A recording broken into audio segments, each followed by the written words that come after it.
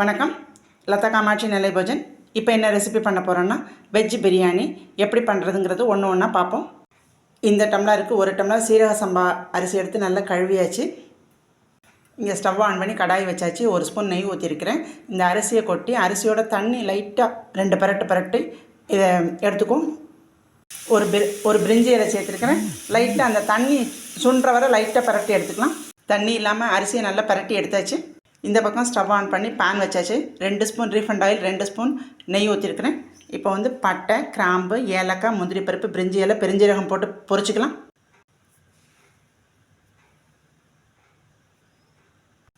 ரெண்டு பச்சை மிளகாய் சேர்த்துக்கலாம்.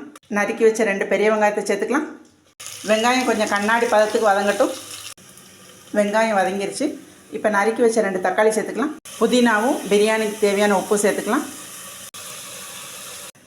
இஞ்சி, பூண்டு, சின்ன வெங்காயம், பெரிய வெங்காயம், முந்திரி பருப்பு, பட்டை, கிராம்பு மிக்சியில் அரைச்சிட்டு வந்துடலாம். வெங்காயம் தக்காளி நல்லா வதங்கிருச்சு. இப்போ அரைச்ச விழுதை சேர்த்துக்கலாம். நறுக்கி வச்ச கேரட்டு, பீன்ஸு, பச்சை பட்டாணி சேர்த்துக்கலாம். மஞ்சப்பொடி, தனி மிளகாப்பொடி, தனி கொத்தமல்லி பொடி, பிரியாணி மசாலா சேர்த்துக்கலாம். 1 டம்ளர் அரிசிக்கு 2 டம்ளர் தேங்காய் பால் தான் நான் இன்றைக்கி ஊற்றுறேன். நீங்கள் 1 டம்ளர் தேங்காய் பால், 1 டம்ளர் தண்ணி, பச்சை தண்ணி கூட ஊற்றி பண்ணிக்கலாம். தண்ணி நல்லா கொதிக்குது. இப்போ நம்ம அரிசியை சேர்த்துக்கலாம். இப்போ உப்பு செக் பண்ணிக்கலாம். உப்பு காரமும் உங்களுக்கு தேவையான அளவு சேர்த்துக்கோங்க. அரை லெமன் புளிஞ்சு சேர்த்துக்கலாம். மல்லித்தலையும் 1 ஸ்பூன் நெய்யும் சேர்த்துக்கலாம்.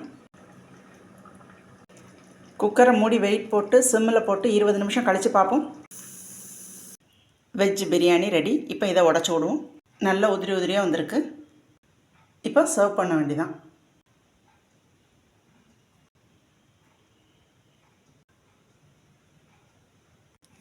வெஜ் பிரியாணியை பிளேட்டிங் பண்ணியாச்சு. இந்த ரெசிபி பிடிச்சிருந்ததுன்னா லைக் பண்ணுங்கள், ஷேர் பண்ணுங்கள், சப்ஸ்கிரைப் பண்ணுங்கள். நன்றி.